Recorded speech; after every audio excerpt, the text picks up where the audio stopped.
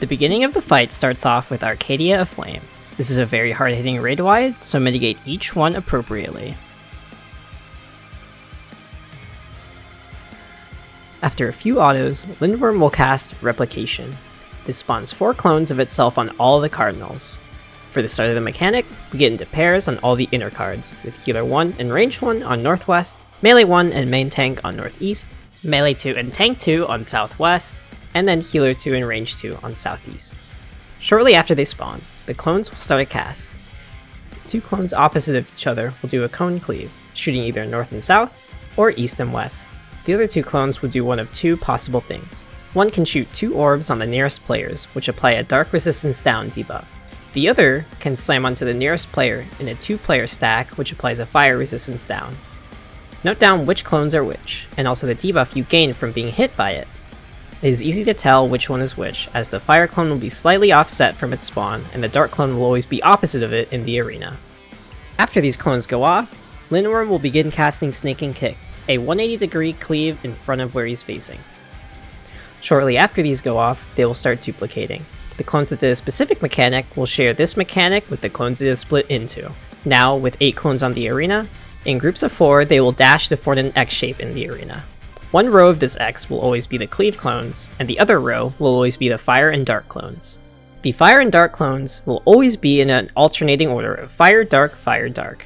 All of these clones will do their mechanic at the same time. Since we have vulns from the start of the mechanic, all players must bait the clone of the opposite aspect that they soaked. Players with no debuff will pretend they have a Fire debuff to resolve this part of the mechanic. One clone of each aspect will always be farthest, and one clone of each aspect will always be closest. Due to this, ranged and healers will always be baiting the farther ones, and melees and tanks will always be baiting the closer ones. The farthest dark aspected clone should have 2 players baiting on the adjacent cardinals. We use these waymarks to bait on it.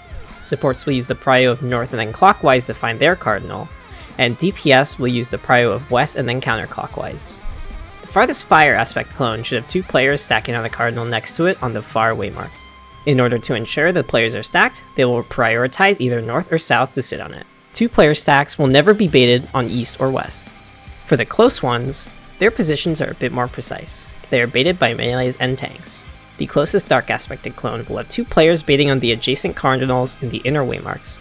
Supports and DPS will use the same prio to find their waymark. They however should be on the corner of the waymark that points middle and away from their clone.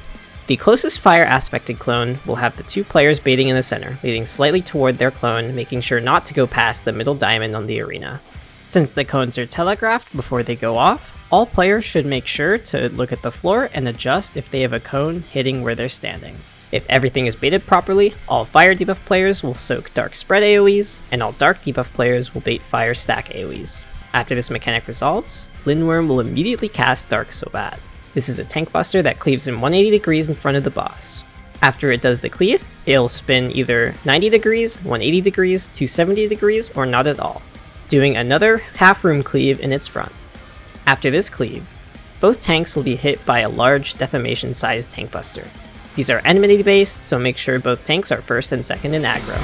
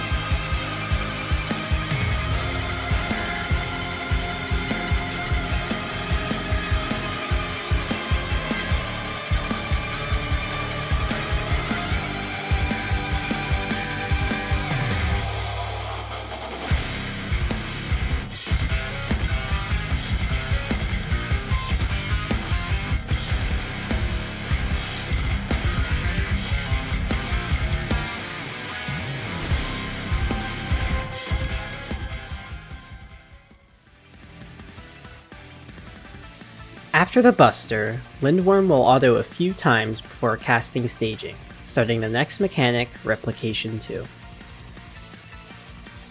8 clones will appear in the arena, 1 on each clock spot. These will tether to a random player. This clock spot determines the mechanic you will grab later, so take note of what your clock spot is here.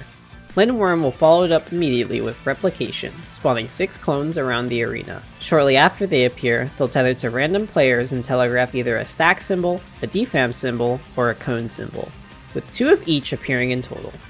The boss will also tether to a player. These tethers can be picked up by other players and can also attach multiple to one player. However, every player can only end up with 1 tether on them when they snapshot. Once tethered, these clones will do the AoEs on the player who picked them up. The cone tether shoots a cone in the direction the player is facing. The stack tether is a slam that the clone will do onto the tethered person. Failing to soak the stack will result in a raid wide with a very lethal bleed. The defamation tether is an AoE that the clone will shoot onto the tethered player. This does a very wide AoE. The boss tether is a small AoE that will shoot thin proteans at the closest 4 players when it goes off. Going back to our clock spot our clone was created on, we want to set ourselves up so specific players on specific clock spots end up with the right tether symbol. Players whose clones were on northeast and northwest will grab the cone tethers. Players whose clones were on east and west will grab the stack tethers. Players whose clones were on southeast and southwest will grab the defam tethers. The player whose clone was on north will grab the tether from the boss, and the player whose clone was south will be the only one without a tether. Depending on what our clone's clock spot is depends on which acting light party we'll be in for certain mechanics later on. Acting group 1 will be northwest to south. Acting group 2 will be north to southeast. In order to determine who gets what tether, players will use the snake prio of their acting light parties in order to pick up the right tether, with acting group 1 looking northwest and going counterclockwise to pick up their tether, and acting group 2 looking north and clockwise to pick up their tether. Once all players of their specific clock spots grab the right tethers, the setup for the mechanic will be done, and the rest of it will play out with very little variation from here. Immediately after the tether snapshot, the boss will prepare to jump on the player who tethered to it during the setup. They should position north to be sitting between the A and 1 markers. The 2 players who grab defams will spread out away from north, with the southwest player going west, the southeast player going east, and the south player who grabbed nothing will sit south for their defamation. The defamation sitting on east and west should be slightly closer to south just to make sure they do not clip anyone. The remaining players, who were the stack and cone players, will position north to bait proteans. These shoot out from the north player being jumped on. We will have them line up with the stack sitting outer and the cone sitting inner, being on the left and right side based on their acting light party. The boss will jump north and shoot proteans at the 4 baiters. Shortly after, the defams will go off. All players at this point should begin getting ready to get into their acting light parties on the side of the boss. The 2 stack clones will jump onto their tethered player, and almost immediately after, the cone players will shoot a cone AoE in the direction their character is facing. These players should aim it away from the rest of the group after they soak the light party stack. The boss will now face a random player and use Snake and Kick, cleaving 180 degrees in front of where he's facing. At this point, you have some time to chill before the boss casts Reenactment. All of the mechanics we just did will be repeated onto the player cones of each corresponding player, which is why we set up specific players to grab specific tethers. They will go off in the order of north-south, northeast-southwest, east-west, and southeast-northwest. The clone north will have the same boss jump as before, so the players who baited the previous proteans will bait the same ones in the same spots. At the same time, the boss will cast either Nether Wrath Near or Nether Wrath Far. These are 2 stacks that are baited on the nearest 2 players if it is near, or the farthest 2 players if it is far. The Nothing player will sit on the edge of the northwest clone, and the boss tether player will sit on the edge of the northeast clone. The defamation players in their respective acting groups will adjust to bait the near or far Nether Wrath. After these go off, players must prepare to resolve the stacks from the east and west clones. Before moving to the clones, however, we must wait for the inner card clones to go off, as there is a defamation coming from southwest and a cone coming from northeast. To resolve the stacks, we send the melees and tanks to grab the east one, and the healers in range to grab the west one. Right after the stacks hit, all players must immediately rush north, making sure to be out of the way of the defam from southeast and the cone AoE from northwest. The mechanic will end here, and the boss will auto a few more times.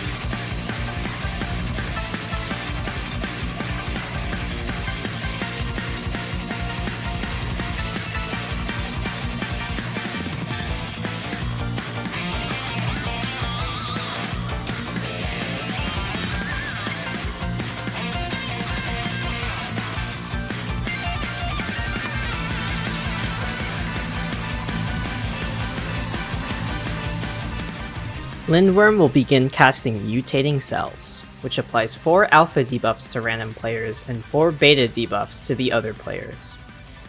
Players with the alpha debuffs will get a damage down if they take any damage before it expires, and betas will get a damage down if they do not take damage before it expires. Due to these debuffs, the beta tank will have to evoke off of the alpha tank. The next cast the boss does is Blood Mana, which will spawn 2 black hole looking orbs on east and west. They will shortly spawn a variety of shapes around them.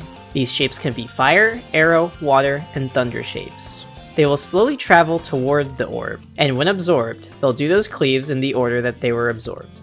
Water will do a point blank, arrow will do a donut, fire will do cones shooting east-west, and thunder will do cones shooting north-south. Both orbs will have one of each shape around them. However, one orb will have 2 shapes that are closer to it. The other orb will have all 4 shapes at an equal distance to it. Since we do not want to have all 4 shapes absorbed at once, we will have to pop some of these shapes in order to slow them down. To pop it, we stand in the shape, which releases a stack AoE on the person who popped it. We will look at the orb that has 2 shapes closer to it, and then pop the same shapes on the other orb. The beta tank will mitigate and always pop a shape solo north, while the rest of the betas will always pop a shape south. The alphas will sit middle while the pops happen. Be careful not to run into another shape after you pop it. After the pops happen, the debuffs will start to swap, so alpha players will now be betas, and beta players will now be alphas. We will now have to deal with the AoEs. The shape that absorbed the arrow and fire first will be safe, so we will always sit north and south from that shape. Once it goes off, we'll dodge to the other side to dodge that orb's cleaves, which will always be north-south as well. The boss will then begin casting Netherwrath near or far. This one is a single party stack baited on either the nearest if it is near, or the farthest if it is far. We will have the beta players bait this, while the alpha players will try to avoid being hit by it.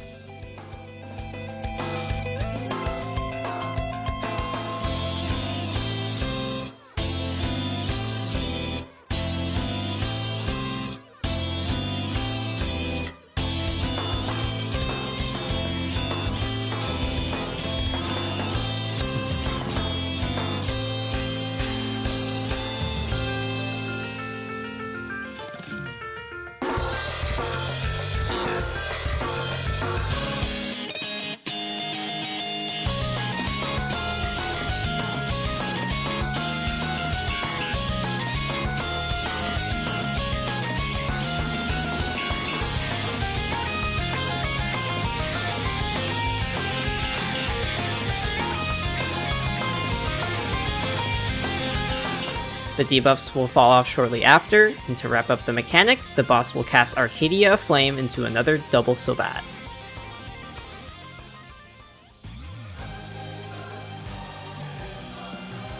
After the Buster, Lindworm will begin casting Idyllic Dream, a really hard-hitting raid-wide which begins the final mechanic of the fight.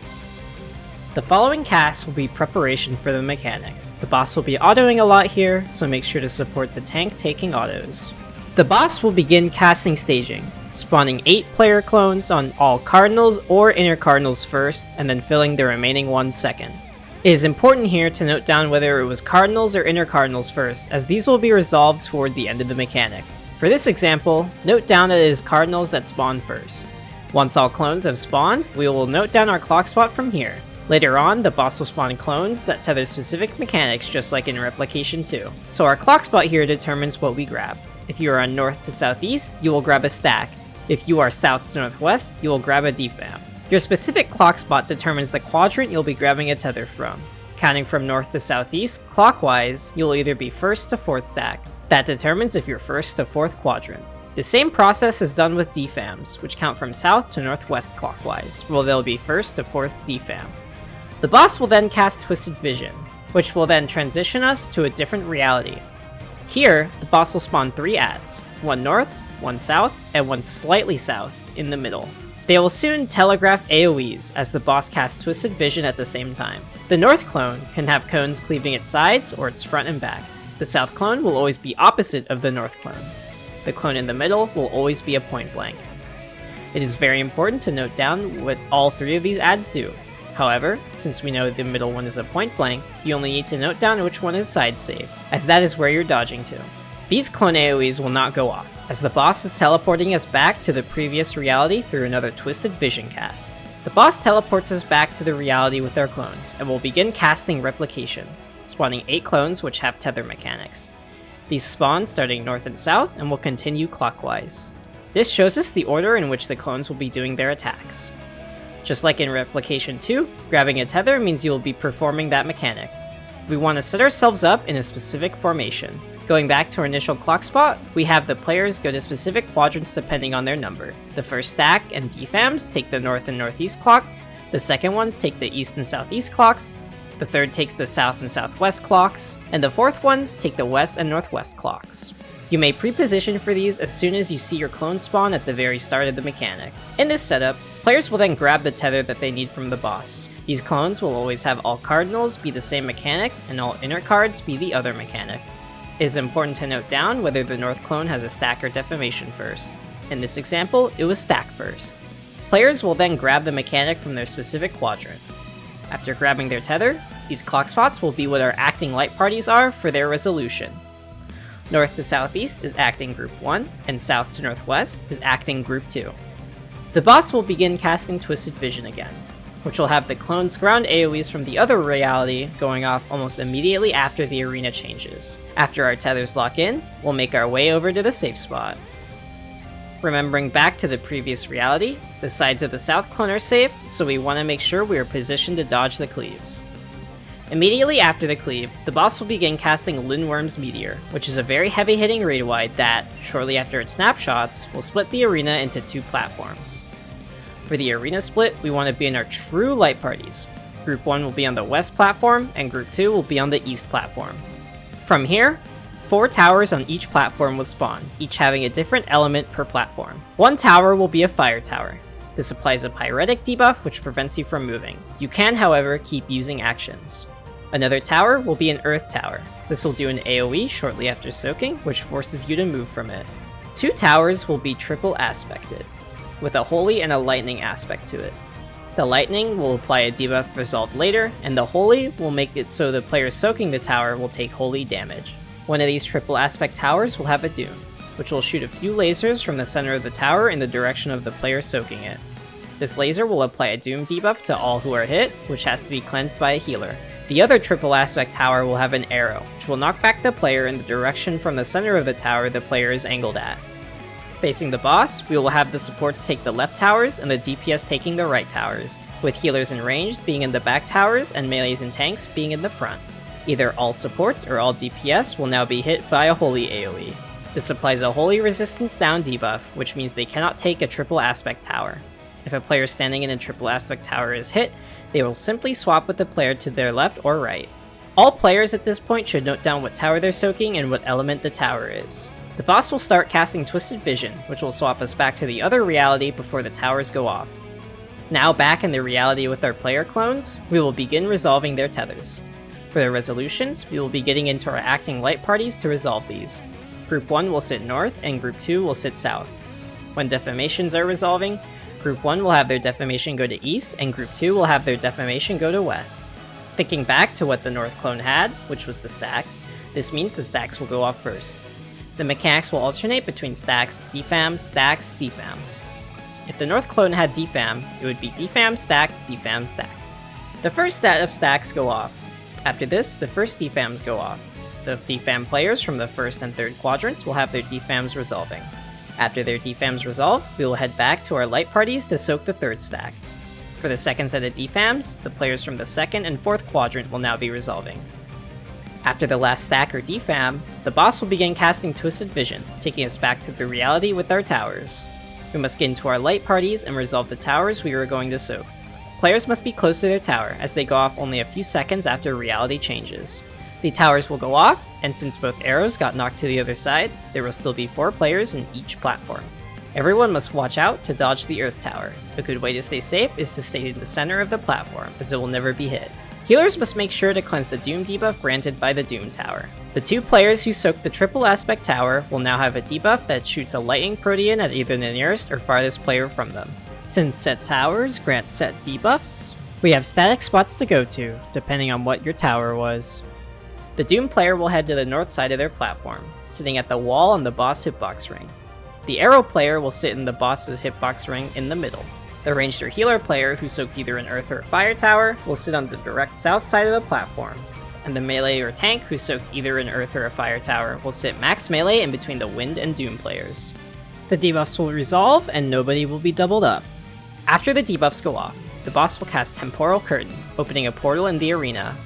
Think back to the clones that we dodged cleave froms at the start, being south side safe, and north front and back safe. They are still here. One of the north or south clones will go into the portal. In this example, the north clone went through the portal, meaning it will be stored for later. The two remaining clones will dash to a platform to have one on each. One of these clones will be the clone that was in the middle, which does a point blank AoE, and the other clone will be the one that does a cleave. This one being side safe. They will begin casting their AoE, but before going off, the boss will cast Twisted Vision, taking us back to the other reality. From here, the boss will cast Reenactment, preparing all of our player clones to do the mechanic that their player was tethered to at the start. With how we set up player clones, north to southeast will all be stacks, and south to northwest will all be defams. At the very beginning of the mechanic, we saw the clones spawn from either cardinals or inner cardinals first. This is where that'll come into play. Since at the start of this example, it was cardinals first, we will resolve the cardinals during reenactment first. Towers on north and east will go off, and the defams on south and west will go off at the same time. We will have the tank soak the stack on east, and the party will soak the stack on north. If it was inner cards, the tanks will instead soak the stack on southeast, and the party will soak the stack on northeast. The first reenactment goes off, and the boss will start casting Twisted Vision again, taking us back to the reality with split platforms. We must remember which platform was safe, and whether it was sides or the front and back of the clone that was safe.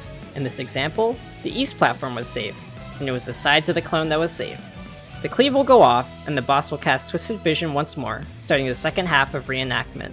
This time, the rest of the player clones will go off, so since it was cardinals first, the inner cards will be next. After the soak, the Temporal Curtain portal will open on north and bring back the stored clone. It will quickly do its AoE, so all players must dodge it. In this example, it was the front and back that was safe. After this final clone goes off, the boss will cast Idyllic Dream once more, the same raid wide at the start, and end the mechanic.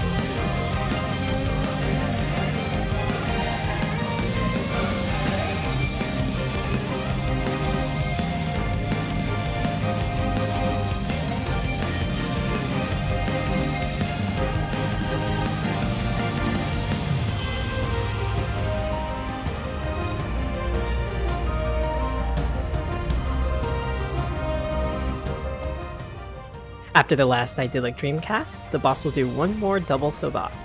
After this, you'll have some time to chill before it starts casting Replication. This is the Enrage sequence. It will create 4 clones of itself and start casting Arcadian Hell. This does a raid wide, with the smaller ones doing a slightly weaker raid wide. This hits pretty hard.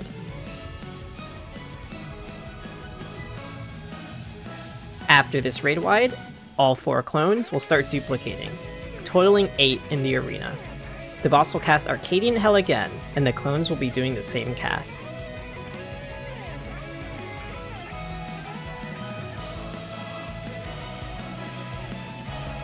After this raid wide goes off, they'll duplicate again, totaling 16 in the arena, and the boss will slowly cast Arcadian Hell this time. If the boss is not killed before the cast goes off, the raid will wipe.